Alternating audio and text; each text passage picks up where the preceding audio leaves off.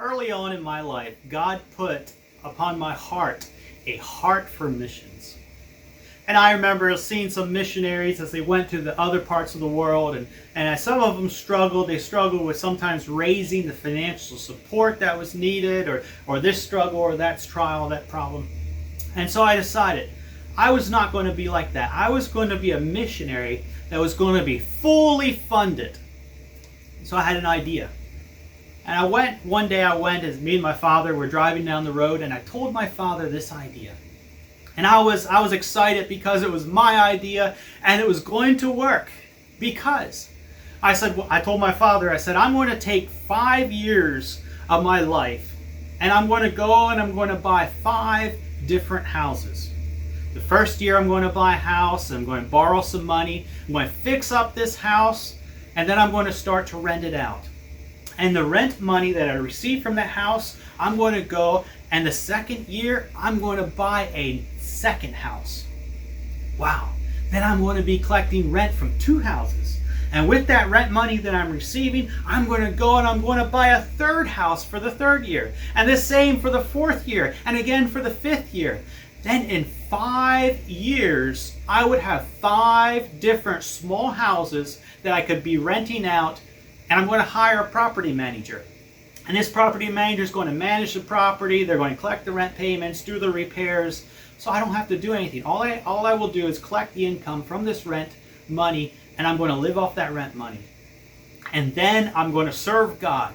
And I'm going to go overseas because God called me to be a missionary. And I'm going to go overseas. And I'm going to serve God with this money. And I won't have to raise any support because of this. Well, I was happy, and after telling this to my father, I thought my father would say, wow, that's a good idea. Wow, you're thinking ahead in life. And I was happy because it was my idea. Well, my father, he's there driving the car. We're driving down the road, and you could tell he's thinking a little bit. And then he turns and says, son, that's a good idea.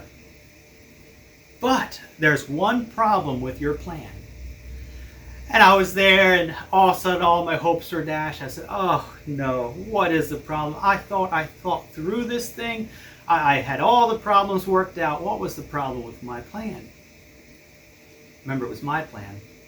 And my father, he turns to me and says, the only problem you have is you don't let God into your plans. You have it that it's your plan. It's your houses. It's your support as you go in to do mission work for yourself. But you forgot, where does faith in God come in? And I turned to my father and said, I didn't want to admit it right away, but he was right. Where was faith in God? I had my life all mapped out, but I had forgotten to include faith in God in these plans. The encouragement I have, when we make plans for our lives, let's not forget to include God and faith in God in those plans. Shortly after that, I went to serve on the foreign mission field, and I didn't have a house. Fact is, I had nothing. I barely had money in my savings account. But here I am years later, and God has faithfully supplied and taken care of all my needs. So thank you. Thank you for those that have supported me, and thanks to God for making it happen. Thank you.